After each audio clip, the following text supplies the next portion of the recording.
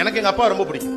ஆனா நான் ஒரு பிள்ளை பெற்ற பிறகுதான் எங்க அப்பா மேல எனக்கு பயங்கர பாசம் வந்துச்சு. இவ்வளவு பெரிய விஷயம், என் அஃபோர்டபிலிட்டிக்கு நான் இவ்வளவு செய்யறேன். ஒரு எங்க அப்பா என்ன பூர்வீகத்தை வித்துட்டார்.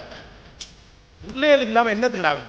எங்க வீட்டுல விருது கிடையாது, கரிகாலம் கிடையாது, அஷ்டமி கிடையாது, நவமி கிடையாது, ஒரு கருமம் கிடையாது. ஹாஸ்டல்ல படிக்கிறதுல வர்ற அன்னைக்கு கறி சோறுமான கறி நல்லா போடே அப்படின்ற சாமியே பிள்ளைக்கு அப்புறம் தான். அந்த லெவல் தான் அப்பா லெவல். நம்ம வீட்டுல அம்மாக்கெல்லாம் கூட அடிக்கடி சொல்லுவோம், அப்பா உன்னை கஷ்டப்பட்டு வளர்த்தேன், உன்னை பெற்றெடுக்க அவ்வளவு சிரமப்பட்டேன். அம்மாக்கள் கூட அடிக்கடி சொல்லுவாங்க, தந்தையர்கள் ஒரு நாளும் தங்கள் தியாகத்தை அறிவித்துக் கொண்டதே கிடையாது. அப்பாக்கள் சொல்லவே மாட்டாங்க. உனக்காக ஓடா தெரிஞ்சு நீ பாரு ஷூ போட்டிருக்க, நான் செருப்பு போட்டிருக்கேன் அப்பன்னு சொல்லவே மாட்டான். ஹோட்டலுக்கு நீங்க போறப்ப உங்களுக்கு எல்லாம் ஆர்டர் பண்ணிட்டு வெறும் காபி போதுன்னு சொல்லிட்டு திரும்பி வரக்கூடிய அப்பாக்கள் நிறைய. நான் 1000 இடத்துக்கு வெளியே போறேன், நான் போற இடத்துல சாப்பிட்டுக்கிறேன். அம்மாக்கு அது புரியும். ஏங்க நீங்க ஒரு தோசை சொல்லிட்டா என்ன, நான் 1000 இடத்துக்கு போறேன், பிள்ளைய சாப்பிட்டு பேசாம உட்காந்து கையில காசுன்னு செலவு பண்ண மாட்டேன்.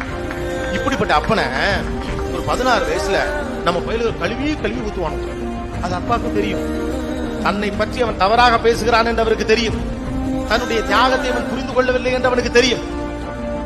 தன்னுடைய உள்ளார்ந்த அன்பை அவன் உணர்ந்து கொள்ளவில்லை என்பது தெரியும்.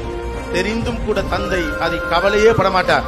நீ என்ன வேணாலும் நினைச்சுக்க, என்னை கெட்டவன் கூட வச்சுக்க, உன் வாழ்க்கையின் பெரும் வில்லனாக கூட நான் இருந்துட்டு போறேன், நான் நாசமா கூட போயிருவேன், நீ நல்லா இருந்தா போதும் அப்படின்னு நினைக்கக்கூடிய ஒரு அற்புதமான மனசு அப்பாவின் மனசு.